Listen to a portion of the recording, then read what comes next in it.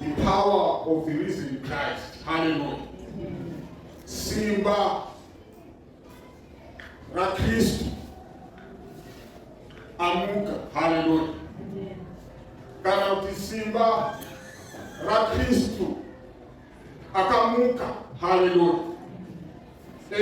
Panapa waita great speakers mtanga kufuna Friday vachibata nyaya inochokuita nekufa nekuroverwa kwaJesu. Wokutanga abata nyaya kuti Jesu akaroverwa akasheva zita kuti notorious man, achiroverwa nevanhu vanga vaine chivi. He was made a sinner, yet him himself had no sin. Hallelujah. Amen. Mumenezuro akabata nyaya betrayal, that we pray we betrayed Jesus. Nemaitiro yedu tinombetreya Jesu. Akabata nyaya kuti kusanamata pachako, kusanamata kuuya kuprayer, we are betraying Jesus. Like those disciples that were with Jesus, but they did not pray. Mume akazopedza abata nyaya yeropa raJesu nemuchinjikwa nepower yacho yakaita kuti isusu tiwane ruponeso rwatakawana rwatinarwo. Haleluya. Iriyo nyaya inotibata Jesu.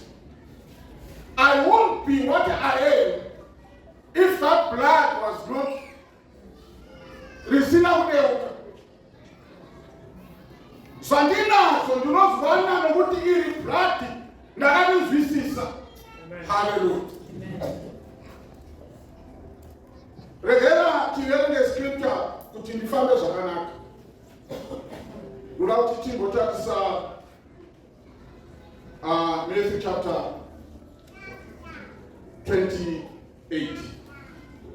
Ndichabata zvishomanana handichazoti toerenga yese because ndachida hamedi ndiverengerei mamisisi ndikunge muverengera Matthew 28 verse 1 to 20. Apa takupinda panyaya yekumuka kwaJesu, where we have just read takaverenga kubva verse 1 kusvika verse 20 Matthew 28. Chekutanga tikuona Jesu zuva retatu Jesu achimuka kwavakafa, as he had promised before that he will die and on the third day he will rise. Hallelujah. Amen. That means Jesus died, but he never remained in the tomb. Hana kugara ari murima ari mguva, Jesu akamuka. Hallelujah. Tiri kutaura zvaJesu akamuka, asisi kutaura zvaJesu achiri mguva. Kana vanhu vanoita ezisi kana vachinamata Mwari vachiri kunamata Jesu achiri mguva. That's why uchiona especially rudzi rwedu revanhu vatema zveguva vanozvikoshesa zvikuru, nokuti guva vanoriona nenge ndiro rinochengeta upenyu. Hallelujah. But Jesus came out of the tomb, came out of the grave. Kuratidza kuti in the grave there is no life. That life was defeated by Jesus. He overcame death. Hallelujah. And the death was the only weapon that the devil was using. Satan aiziva kuti akakuuraya akakufikira pasi hausisina simba. Hallelujah. That's why vanonamata mudzimu, vanonamata akazosi. Kana wamboona vanhu vemudzimu, chavanoita mudzimu chavanosevenzisa every time kuthreatena vanhu. Unogara uchithreatenwa kuti uchaurayiwa. Munhu anone mudzimu anonzi sikoto, amene kushora kuti anonzi chii. Kuzindevere sikoto unoreva muti, handiti? Kuti unonzi muti. Kuti kana une mudzimu unonzi wewe kana usingateere nzira yacho, you are going to be killed.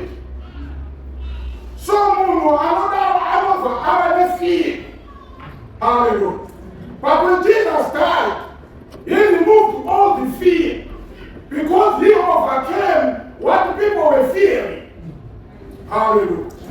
Even in housing and when you come to the pasina, can see the pasina, I would have to come I also want a life again. But the one tells you to Munga. Jesus became, he overcame, so as Satan who does as good deep. Hallelujah. So, if you look at here, the tomb is all empty. Jesus is not inside. He's out. And also the angel confirmed. Murutaka Jesu. Kuneyo zimeyema gafa. Asisiri kumo. Amuka. Hallelujah. Jesu atukuta vaneza ake anamuka. Hallelujah. Now sit to celebrate as a living God. We do not celebrate Jesus who's dead. Yes, this is an easy day that we are remembering his death. But here, if you need your life today, Jesus is alive.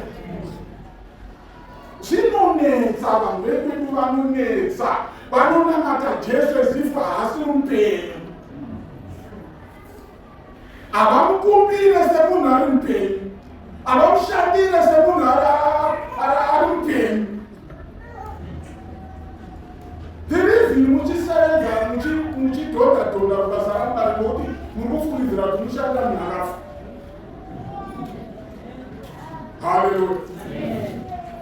The reason why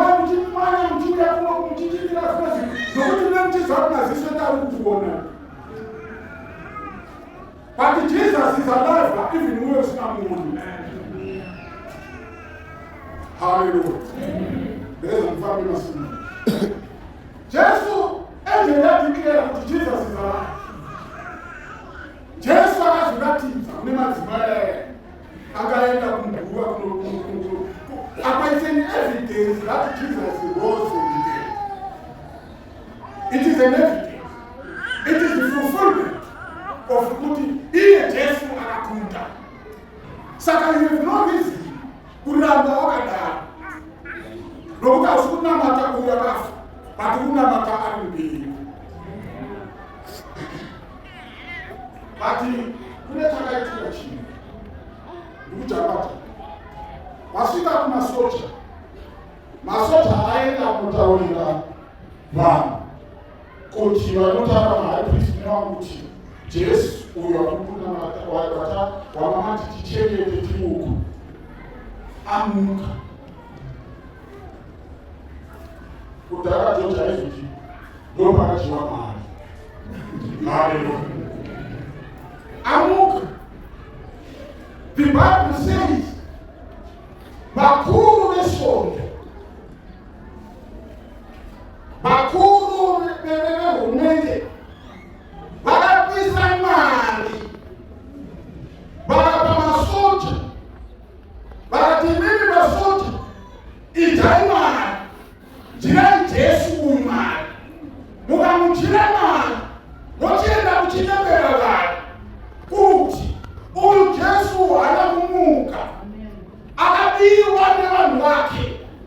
Hallelujah. That's why you want to mazuvano.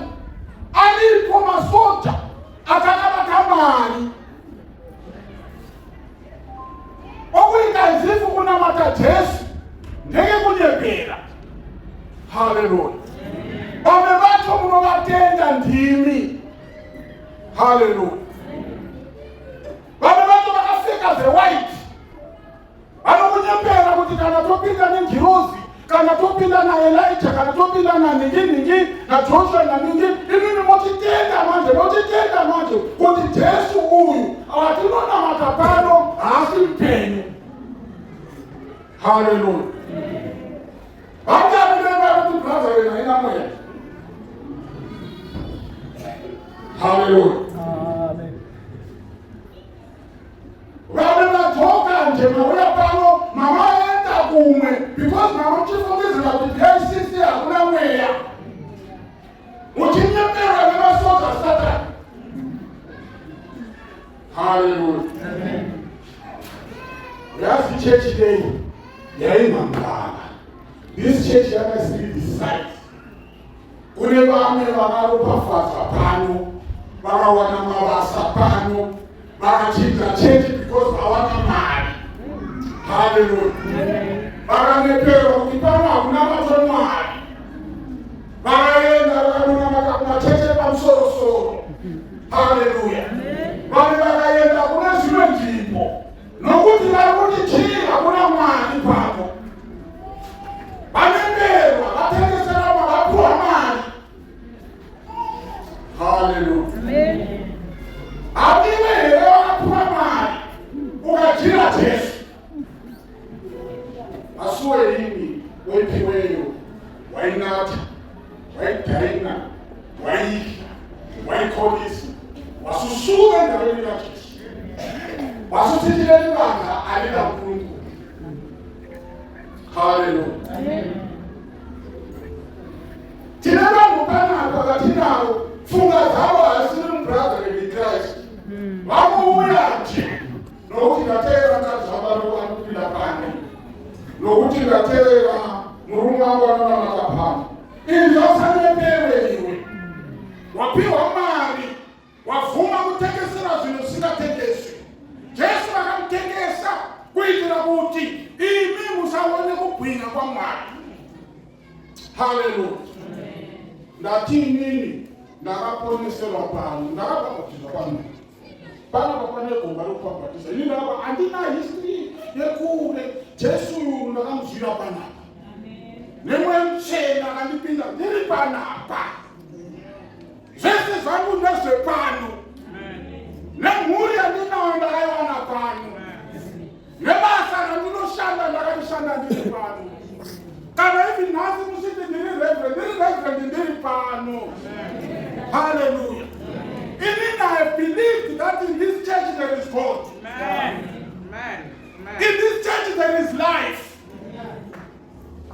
Hallelujah. And super is a church. But you look at Jesus and the Sana and brother in that church. Hallelujah.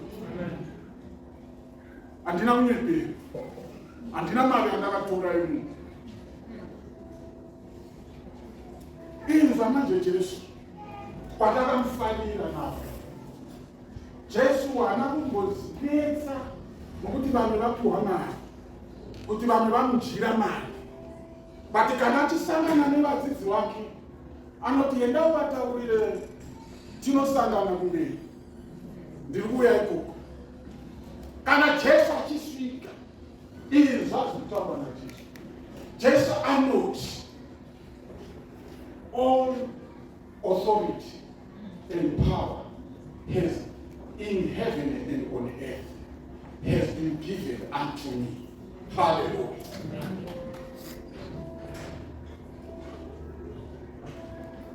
Tirikutaura nesimba raJesu anga. This Jesus that I'm preaching today, he is the powerful Jesus. Jesus who owns the keys of heaven and on earth. Hallelujah. Amen. Jesus cared for this church. He cares for you. This is with Simba. Hallelujah. This is with Simba.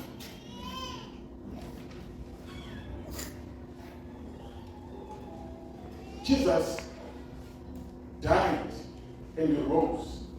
His resurrection was a completion of a transaction of us being given the power. Of us given the power to overcome all these things.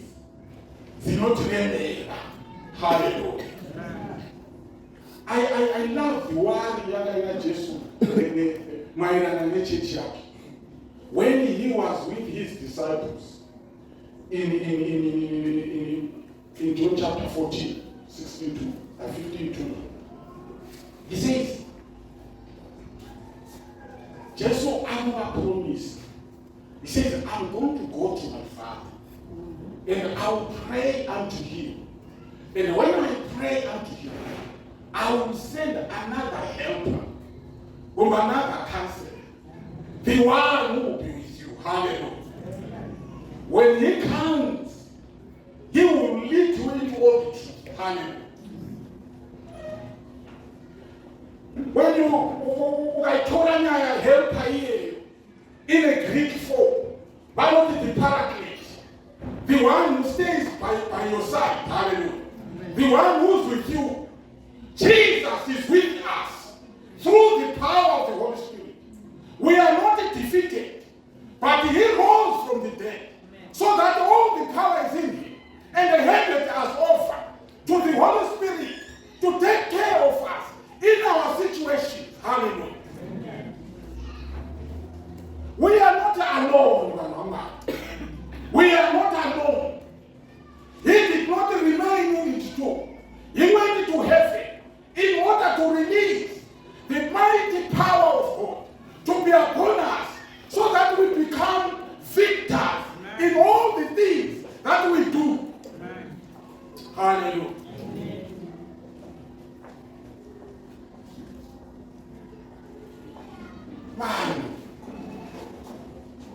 Vanhu vanotira mukataura nenyaya yaJesu, vosvika kuna Jesu vomira, vochitadza kuswedera druze kwethis other power, the Holy Spirit, uyo ane simba, aave ndiye akutonga nhasi, akuita kuti zvinhu zvose zviitike, ari iye futi akaita kuti Jesu arovererwa aiswa muguva, Jesu omuka, because the Holy Spirit was at power, was at work, achimusa wakafa kwavakafa. Hallelujah. That's why the Bible says, isu takarovererwa pamwe chete naJesu, tese watakamubvuma Jesu, tese takavaniswa simba rokuti tomuka pamwe chete naye pakumuka kwake parufu. Hallelujah. We are no longer vanhu vari simba. Hallelujah. If Jesu titaura kuna Acts chapter 1 verse 8, you shall receive power when he has come upon you, when he, the Holy Spirit, is upon you. Hallelujah. Makatendesero. What's tinongirira kuramba tichikupa mari yokuti usatende Jesu. Rinokuudza kuti hakuna power pakunamata uyu Jesu. Hakuna power. Mai nezuro namafundisi akataura nezuro achipa testimony akachiti kune zvinhu zvaiba mari kumba kwavo, asi muswa vakanamata zvinhu izvozvo hazvina kuzoba anything kana even a night kana a nick. Hallelujah. Why? Because the power that they call is a supernatural power that makes things change in your life. Yes. Hallelujah. When he has come upon you, give him power. Ndiye wandinoda kuti nhasi takuenda kumba tomuziva uyo anopasiva. Hallelujah. Tomuziva uyo anopasiva. Aliye mweya mutsvene anopasimba, anoita kuti zvese zvichinje in your life. You know that transaction yakaita. That's why Jesus actually said, you shall receive power. Where is the power? When it's a wonder that God wanted us, God's things to be confirmed in our life.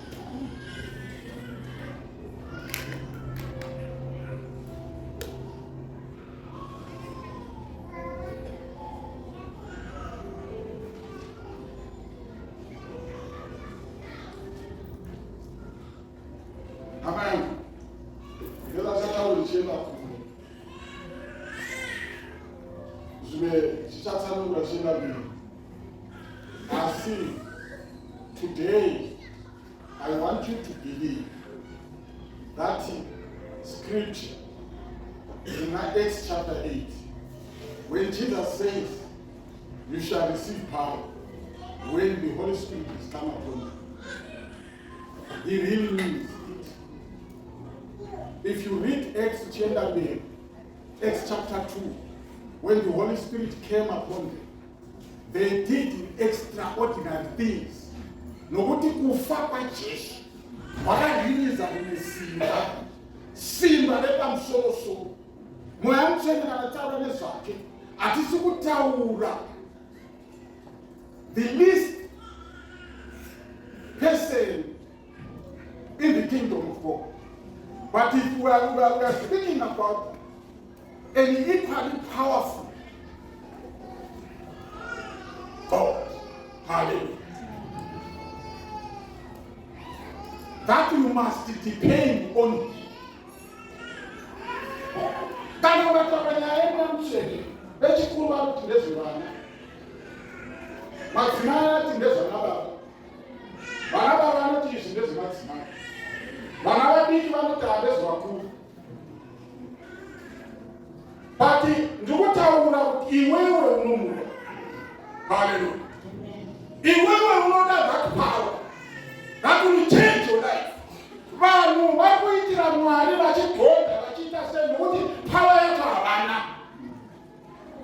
Hallelujah. Kune mumwe munhu akatogona kare nokuti power yakapera kare.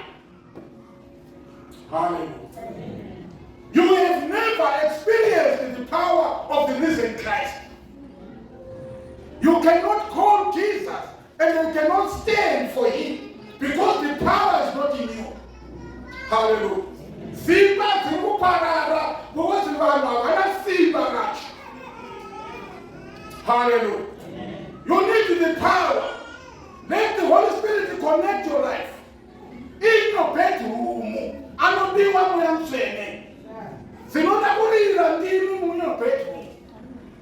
Instead kuti kurira zvibhakera. Ngakurire moya mutsvene. Hallelujah. Vanhu vamazuva ano vapedza nokugugula zvinhu. Hamuchamunamata muchamutsvaka moya mutsvene nokuti maane Google. Hallelujah. Neni watomufundisi ndinogugula. But hazvibudi. Kana moya mutsvene asipo hazvibudi. Google haina moya mutsvene. Ane moya mutsvene Mwari ukamutsvaka nokupa moya wake. Ukaita zvinhu zvakaMwari nesimba. Hallelujah. Vanhu vari kuvharavhara neGoogle pana. Ukangoti mangwana unoti pasemoni watoenda kukekekekeke mangwana uroti. Tiri kuda inobva kudenga. The things of God are original. You want to see it's really original. The Bible says, remember where we were falling. Nasu uno ndikufundisira kuti dai Mwari ambokutunura. Dai tapinda muservice. Service yemota. Ndoza service yemota. Kana chinzi major service. Major service inokutunura. Zvese yorasa uko. Zvimwe zvakafa yorasa. Yotora maoil manyuwana, magrisi manyuwana, wochinja mapaints, wochinja zvese. Mota yodzokera kuita a bit new. Hama zangu masakara. Nokuti moya mutsvene haasi kwamunhu. Hallelujah. Kune imwe subject kune kumwe kwandakaverenga kuchitaurwa nemalepers. Kuchinzi Mwari anopa an anointing yelepa. An anointing yelepa inouya kune vanhu vanenge urepero vaya. Vaiti kana warwara neurepero waizi enda unogara kunze uko. You are an outcast. Gara uri uko. You are not allowed to come kune vanhu in the camp. You are supposed to tell them that I'm dirty, I'm unclean, ndakasviba, ndine zvivi, ndine zvakadai, kuitira kuti vanhu vasasvedere kwauri. But kana vanzwira tsitsi naMwari, kana vanzwira netsitsi naMwari, the Bible says kuti waiziuya uchuka waizouya, but kana uchiuya wasingatanga kuenda kune vanhu vese. Waienda to a high priest. Muprista kana uchisvika aita kutanga wagezwa because you are an outcast. Wogezwa, woreurura zvivi zvako, wareurura zvivi, wozorwa nemafuta. Ndikafunga kuti nini I was like a leper. I was dead. But ndakazorwa nemafuta mafuta nemwanzveni kuti ndipenye pamberi paMwari. Munhu asina kuzorwa ane chena, handinoti chena neshoka, upangukile. Umwe lekanyatopirelera upangukile. Une chena, une kuzorwa. Even ukasimuka ukazita murume, une chena, une kuzorwa, unoda kuzorwa. Hallelujah. A confirmation that you have been justified. A confirmation that you have been purified. Newe wanga wine chibi, wanga uchipomba, uchita zwete turunyepa, uchita sei, you need this vote. What was vote I'm saying? Shena yokuda. Ukaona uchinamata uone vanhu vakukuvenga. Kuti sei vanhu vakuevhwana, vangotaura nezvangu, evhwana angondirasa-rasa, evhwana angondidai-dai. Ziva kuti wane shena, unoda kuzozwa. Hallelujah. Tikaverenga kuno. Zvinganzi Mozisi aishe paakasarudza Aroni nemhuri yake. Vakaswedesa pamberi paMwari, vakakesha. Vakakesha neropa, vakaitwa sei, vakakesha nemvura, vakapuwa hembe nyuwani. Hembe nyuwani vazodza futi. Ava vanga vachinzi ndivo the highest priests. Vapristi vakuru. Vanobata zvinhu zvichena, vanobata zvinhu zvakachena. Mweya Mutsvene tinomuda nokuti ndiye anotizodza kuti tive a holy nation, the priesthood. Hallelujah.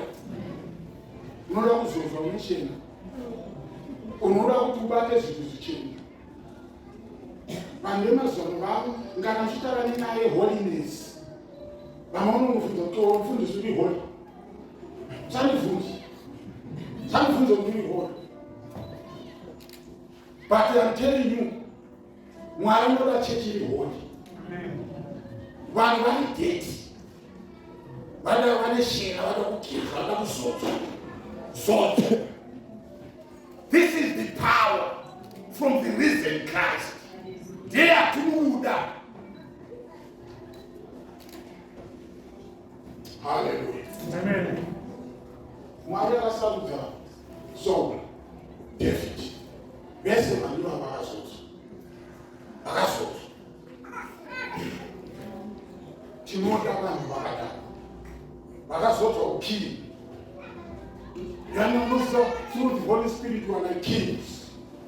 We are kings, priests and kings. Jesus made us priests and kings. Hakuna demoni inofana kutinetsa. Jesus said, I'm not going to leave you as orphans.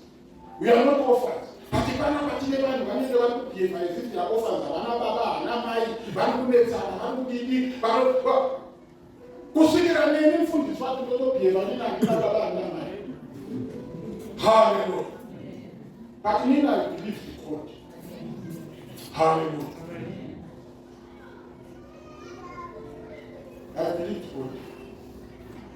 Apedzera kushanda formal job 2007 we are employed formally. But God has kept me. Hallelujah. God is not in the I didn't go to the refuge. I'm so good in the hallelujah. Ukawea kumbanga usiona wachifaniza, wafaniza, wanucha. Weza natambira mchetu, weza nikamtambira. Futi mwarano nipa marino kuna iyono. Hallelujah. Nokuti ndimu uyu mwanchene uyu, akakuzodza uyu. Akakuproblem yako kuti hauna zodzo, unechena. Wakapanguka.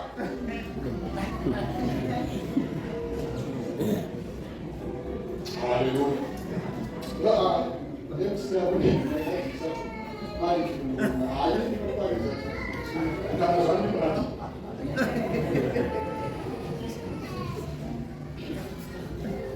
I did my last verses the Revelation chapter 1 verse 6. Mume, I don't remind Revelation chapter 1 verse 6. Peter chapter 2 verse 9. Revelations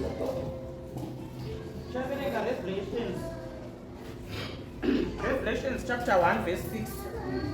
And he has made us to be a kingdom and a priest to serve his God and Father. To him be the glory and power forever and ever. Amen. And he has made us to be a kingdom. He has made us to be a kingdom. The resurrection of Jesus Christ has made us to be a kingdom. And the priest. And the priest. To serve his God and Father. To serve his God and Father. To him be the glory and power forever and ever. Hallelujah. Who has been made a kingdom and also has been made to be a priest. Iwewe, Pachako, you are a priest of yourself to serve God. Hallelujah.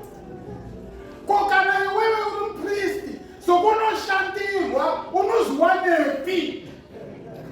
Amen. The more people now. The more people like church. So what they mean munoenda munoshandirwa say imini muri ma priest. Imini Jesu akakufira. Akamunga, akakupa authority. Ukaverenga kuna Mark 16. Inotaura kuti isusu takapuwa simba. Even rokutsika pamusoro pezvinyavada. Hallelujah. Ini musanyeperwe. Munoenda kumapostori sinzano. Hallelujah. Kana wangofura tsatsukire futi. Amen. Because munyeperwe.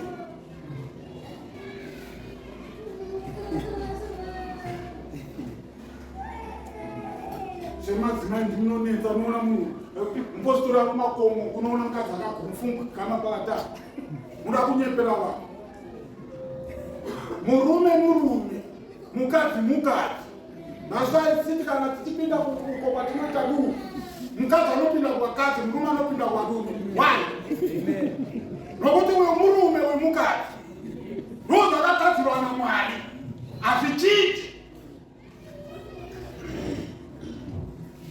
Imi munoenda kunamata usiku hwese nemurume kufunga kuti murume akafa here. Anorwara. Achakurapika kuti ena machinda akangwarisa zvavo anobvatanga kugera vhudzi rikagerwa atoziva kuti mai, you know the pride of a woman is her head. Hallelujah. Inini ndakazvipa nguva kana tichifeka kumatakuya kubasi takuya kuchechi ndoziva kuti mai ane about dzake 15 minutes zokuzvisota sota. Saka manje akasvika kune mupostori anobva gera obva chipa kana wane paralala seniso watochipa. Hallelujah. Atove very simple. Akutanga kuita zvaanoda. Ndakanzwanzi vanhu vanoti tichisvika kumai isai hembe yedu yakavanzika muise yakobambira yakozvikapa ozvete ekabheni pa usakhulumani hembe dzisekabheni. Hallelujah. You have been made priest, minister to God as a priest. Hallelujah. Be proud of your authority in God. Amen. Last verse. 1 Peter chapter 2 verse 9. But you are a chosen people, a royal priesthood, a holy nation, yes, God's special possession, that you may declare the praises of him who called you out of darkness into his wonderful light. Amen. You are priest, the royal priesthood. Hallelujah. Not only priests, but the royal one. The one who has been anointed. Amen. To hold the holy things of God. Amen. Satan wakomana adirizi aurari atinyepera aita kuti simba redu ripere but nhasi nekumuka kwakaita Jesu nekumuka kwakaita Jesu tinoda kuti newe umuke newe simba racho ridzokere. Haleluya. Peter aparidzira vanhu nedaily Pentecost. Hanzi vanhu vakamubvunza kuti toita sei Peter. Peter akataura navo akati repent and all these things belong to you, you and your children, and those who will come unto Christ. Hallelujah. Chipo chemwemtene nechako iwewe nemhuri yako nevana vako. Hallelujah. Nasi Mwari anogona kumutsiridza zvakafa. Meneji angapindwa naSatani nezita raJesu ngaimuke. Imba yako ingapindwa naSatani, vana vangapindwa naSatani vambodhakadhaka, nezita raJesu ngavamuke. Haleluya. Vasa rangera kupera nezita raJesu ngarimuke. Haleluya. Nokuti tinonamata Jesu akamuka. Azviite kuti vanhu vasevhisi yakadai woenda wakadaro. Haleluya. Zvese zvanzo zvafamiwa kungazimuke. Haleluya. Wakarambwa, wakaitirwa chakaipa, but nhasi ngazvichinje muzita raJesu. Kana nemadhimoni angatirara achikunetsa nezita raJesu nhasi ngaaende. Even those stubborn spirits ngaziende. Hallelujah. Chase Lord, we believe that Jesus rose and he gave us the power. We want to experience his power. Oh, hallelujah. Man, why did the ICC Hallelujah. In your church that is driven by the Spirit of God. Hallelujah. We move in the Spirit. Hallelujah. There is no reason why you should go to other churches. There is no reason to go another church in which there is no reason that this church couldn't marry. Hallelujah. Now, one day, life of Peter's school church theology. A Peter's school theology, no one approach and remember. Remember, remember the church. I was a bit hungry for money because I was supposed to school just a couple of minutes. After an hour, I was going to school. I was going to quality of the I will put this to know what I will. As to know that I'm food, especially the day. And the teacher can be. So I was going to see this and the attack. And now, in Africa, I'm the Tarisa. Interviewer, happy. And the overseer what he went without to Islam who take overseer, go in the overseer, where we overseer. Hallelujah. That is so. Chasana church, you would take this, not 3 months of induction. Almost to college where you find in another degree. Why? It's also you are now on fire. So the last thing that we are going to do, we are going to talk to the men of God. We have done all the interviews. Only what is left is for you, is for the men of God to agree that we take him in. Hallelujah. Not thank you. Now what I'm interviewing now from Anamzi. I bless so. Because the only authority that is remaining, what the men of God are for me. As I don't know what you could imagine the men of God that would bless you. I sat now with the bishop there, the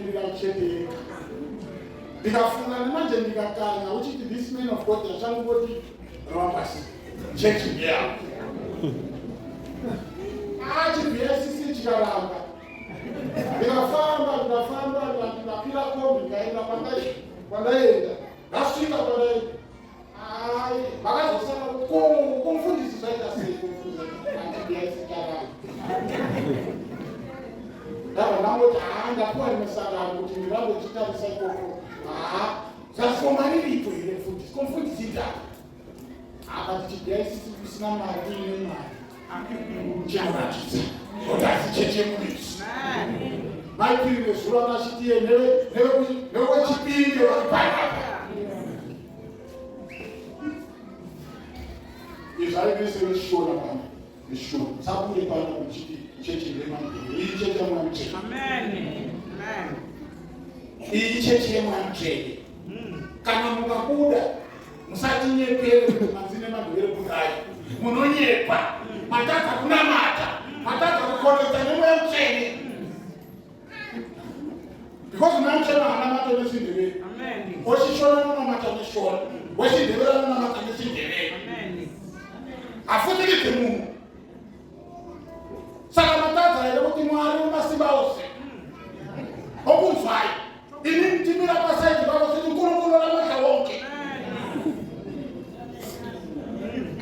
hamuna vhisi nokusiya chechi haleluya ndopedzisa ndoti nini ndobva kubani mushava kusanja kwanini kumatebere mnozi ezvino ndakutosika almost 6 days lamanyedes ndakuenda kuretire musati noretire ndinopasa kuzengeza musati noretire chasiya chimba chekuzengeza nechechi yacho ndonanga kutopana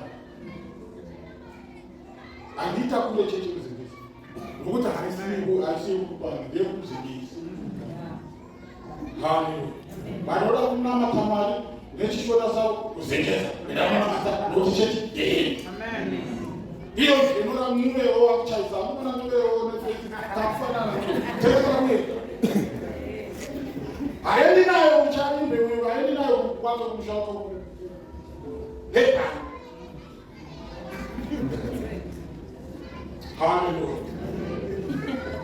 munorida simba mwamusoro ngakubata munhu nhasi mwamusoro ngakubata munhu nhasi varume munomuda mwamusoro kune varume vakanzi vana vaStephen madhikoni vana Stephen dhikoni akabata nemwamusoro akaita zvinhu zviri pamusoro varume munomuda mwamusoro tine varume vakafanana naBharabhasi vakazadza nesimba remwamusoro vakaita zvinhu zviri extraordinary vakazochinja zita angalisi Joseph akachinjwa Barnabas akazopesa kunzi Barnabas nokuti is a man of encouragement varume vanoti vakazara nesimba remwamusoro vanoita zvinhu zviri extraordinary chechi inoshupika nokuti varume havana mweya pakumanarari haleluya namweya chechi inoshupa nokuti madzima hana mweya unozva madzima asina mweya muchena nekumba kwacho nomuzwa makopotera noita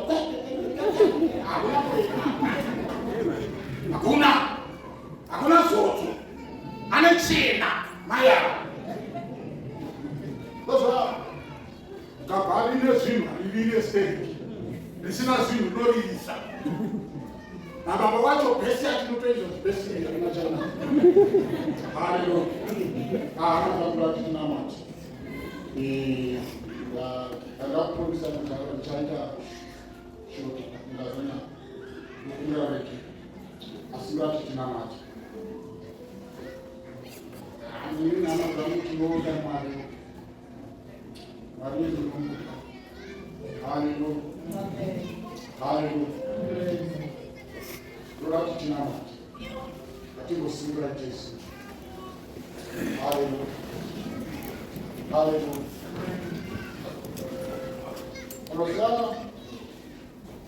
I've learned one thing, some principles with the Holy Spirit. Yes, we may pray today and we may lay hands on you. But if you were in your heart, you have not desired Him to lead you, He will not force Himself to lead you. You just need to desire iwewe pachako. What I desire, what I'm saying, ndinokudai itomuvhuma. Hallelujah.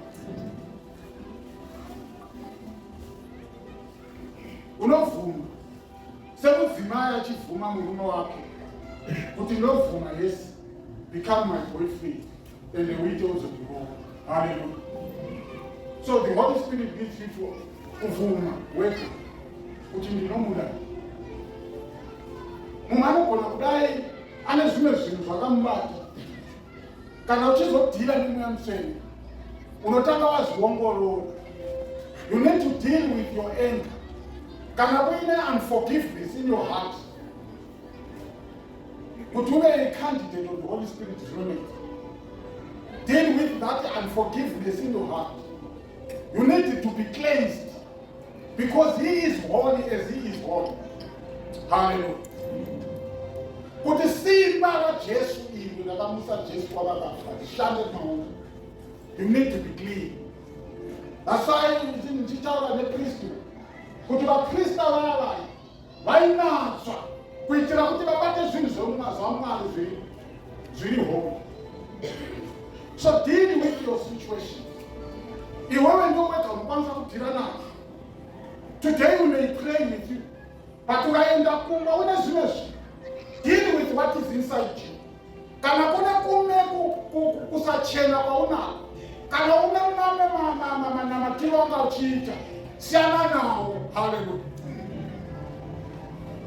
Handiti kana wanga uchipira mudzimu chinamata mudzimu, azviite kuti mwanzvena kuzadzi, nokuti une namatiro aunawo. Go and deal with those. Hallelujah. Kana une zvinhu zvawakachengeta kumba, uya nazo panotopisa. Hallelujah. Kana ushenza mfundisi kuti uya kuno mfundisi ngatipitsei mazvinhu zviri pano. Hallelujah. Ende mwanzvena mutaura nezvake, asiye uya anoendera kuna Jesu. Andiye arikutaura nezvake. Asiye anoti kana akuzaza ozvina Godfather. Atina nduwa asuye anokutaura nezvake. Ndinotaura nemweya mutsvene unobva kuna Jesu. Anoita kuti wewe uve muprista wega pachako. Hallelujah. Kana wanga une mafuta, une zvimwe zvese zvawakapiwa kumwe, rasa. Hallelujah. That's why Jesus said, wait in Jerusalem. Anamboti kana mchida mweya mutsvene chiendai kuNigeria, endai kuGhana. Uyu ndo asiye kutaura nezvake. Hallelujah.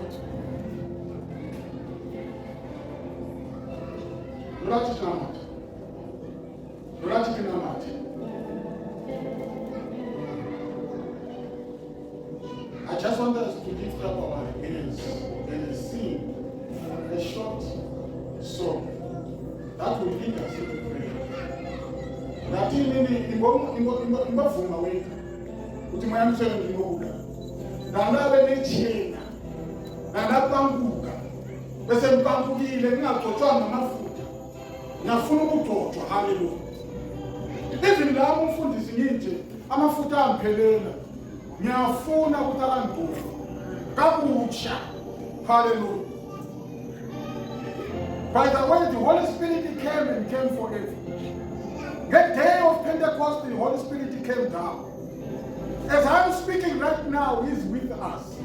He's only waiting for you and me to avail ourselves to Him. Hallelujah. You don't have to go out as a defeated person.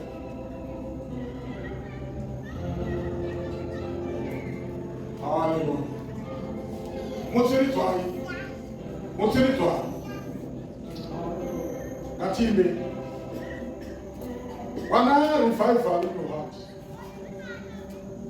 Hallelujah. Well,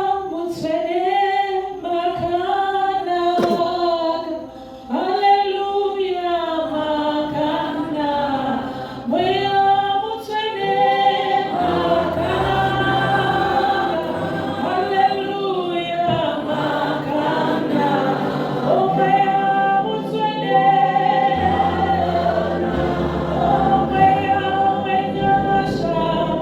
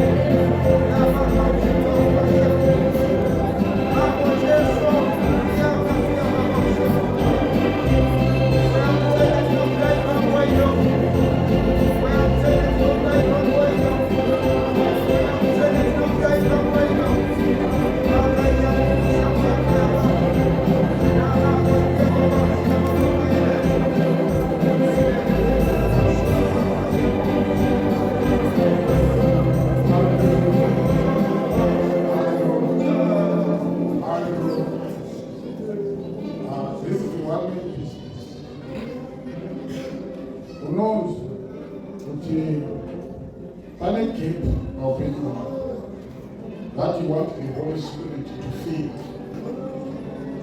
Unoda zodzo inokusimbisa, zodzo ichakuchengeta, zodzo ichaita kuti uone zvinhu in a different way. You were weak. Mama todzokera kumashure. Mama kutoona vakasikira netariro. The Holy Spirit is here today to revive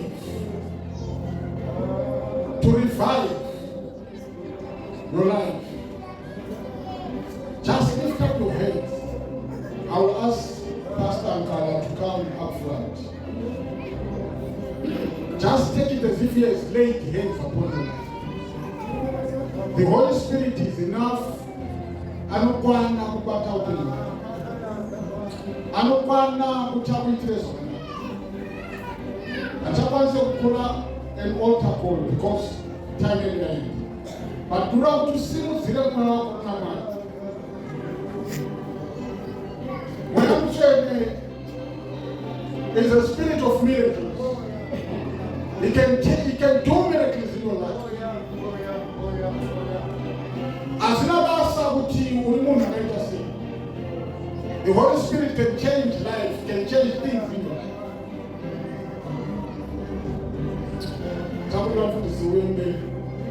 Just pray for us all. Let's lift up our hands. Just lift up your hands. Allow Him to deal with your situation. The Holy Spirit is able to heal your soul, to heal your spirit, to heal your physical body. Panorapa. Moyo unorwadza unorapa. Your relation with God unorapa. Nasi. Amen.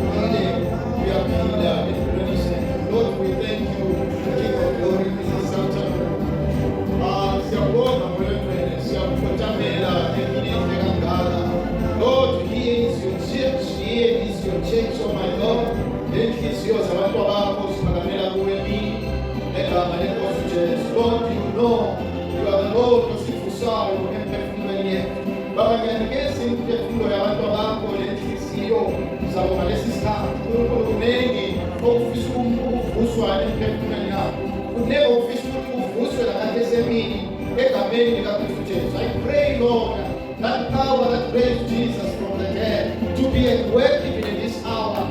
Lord, in the name of Jesus Christ. Father, I pray that penetration, King of glory, amandla kamoya oyithwele empilweni zethu, ekukhuleni kwethu, ekuthathakeni kwethu, ekuhlulekeni kwethu. Lord, I pray that Spirit of God, in the name of Jesus, have your way even in this afternoon, in various situations, have your way, King of glory, to these desires, have your way, Almighty God, who's in this season, have your way, conditions, but Lord, we arise again. We pray even in this time, Lord, as we get into this hour, Master, as we understand the power of resurrection, God, revive new things, oh God. For some man, for some conditions,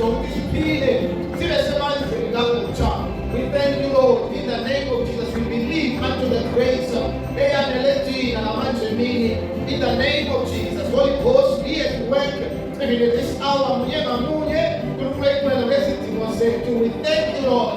We pray and we siyazigxilisa kuwe nkulunkulu eyimele sigobe ngamafutha ngoyonwele sigobe kube lula ukuphila kube lula ukuhlala engasibulweni yakho kube lula ukusebenzela kube lula ukukhonza ngegama lenkosi uJesu. Lord, to those whose hope was almost vanishing, Father, I pray in the name of Jesus, mend these hearts again, mend these hearts in this afternoon.